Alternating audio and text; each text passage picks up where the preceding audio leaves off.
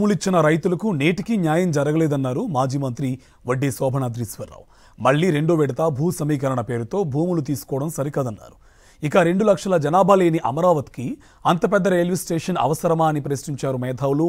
అన్ని ప్రాంతాల ప్రజలకు న్యాయం చేయాల్సిన బాధ్యత చంద్రబాబుకి లేదా అని నిలదీశారు సామాజిక కార్యకర్తలు, వివిధ ప్రజా సంఘాల నేతలు. అమరావతి 2వ విడత భూ సమీకరణపై అభివృద్ధి వికేంద్రీకరణ చర్చా వేదిక ఆధ్వర్యంలో రౌండ్ టేబుల్ సమావేశం జరిగింది.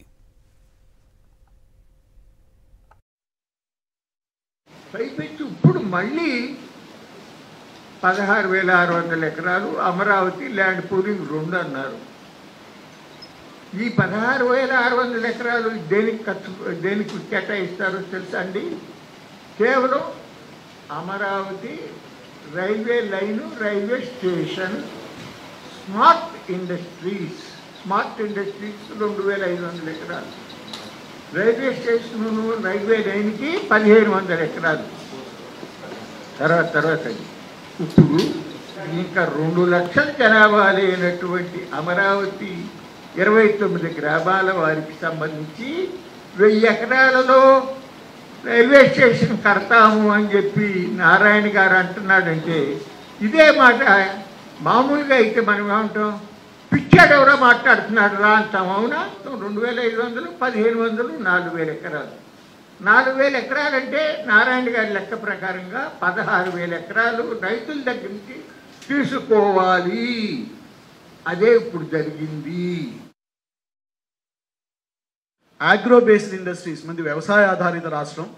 అగ్రో బేస్డ్ ఇండస్ట్రీస్ మీద ఫోకస్ చేస్తే ఒక 10 సంవత్సరాల్లో ఆంధ్రప్రదేశ్ యొక్క ఓవరాల్ డెవలప్మెంట్ చాలా పైకెళ్తుంది. ఇప్పుడు పెట్టేటువంటి ఈ 1,000 కోట్లని ఈ విభిన్న ప్రాంతాల మీద పెట్టాలి అనేది ఆ రోజు మాకు కలిగినటువంటి అభిప్రాయం. ఈరోజు కూడా వ్యక్తిగతంగా నేను ఆ అభిప్రాయానికే కట్టుబడి ఉన్నాను. ఆ అభిప్రాయం రావడానికి మరొకటి కారణం ఏంటంటే, మన విభజిత ఆంధ్రప్రదేశ్కి పక్కన ఆనుకొని 3 మహానగరాలు ఉన్నాయి. హైదరాబాద్, బెంగళూరు, చెన్నై. ప్రతి ఒక్కటి దాదాపు 1 కోటి జనాభాకు దగ్గర ఉన్నటువంటి పెద్ద నగరాలు. ఆ నగరాలను దాటి ఆ తలదన్నే నగరాన్ని ఇక్కడ కొత్తగా నిర్మిస్తాను ఎవరన్నా కానీ అది ప్రజలను మోసం చేయడానికి.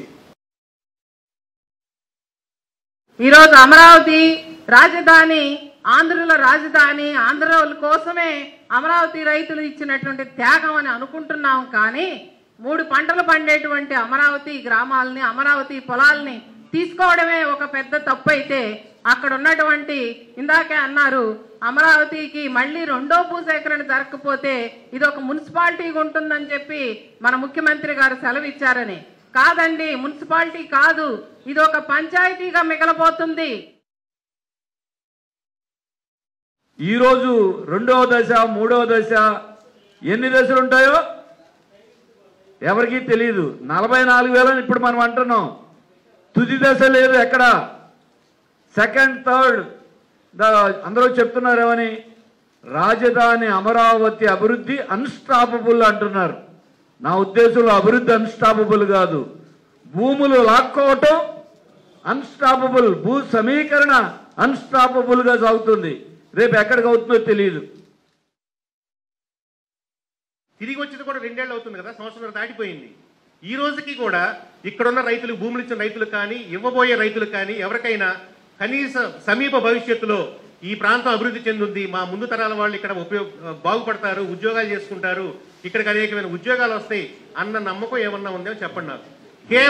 కేవలం కొంతమంది రియల్ ఎస్టేట్ దృక్కోణంలో చూసి అబ్బో 20 లక్షల భూమి 2 కోట్లు అయింది అంటే, భూములు ఇచ్చేసిన తర్వాత డబ్బులు వచ్చేసినాయి అని చెప్పేసి అమ్ముకొని ఈ ప్రాంతం నుంచి నువ్వు వెళ్ళిపోవాలా? నీ పుట్టిన ఊరి నుంచి నువ్వు వెళ్ళిపోవాలి. మీరు చెప్తున్న అంతిమంగా అదే కదా, మీ భూములు రేట్లు పెరిగినాయి, మీరు అమ్మేసుకోవచ్చు కదా అని. అంటే రాజధాని భూములు ఇచ్చిన పాపానికి రేట్లు ఏదో వచ్చినాయి అని చెప్పేసి మేము భూములు అమ్ముకొని మా ప్రాంతం వదిలిపెట్టి వేరే ప్రాంతాన్ని వలసపోవాలి. అదే చెప్తా ఉన్నారు వీళ్ళు.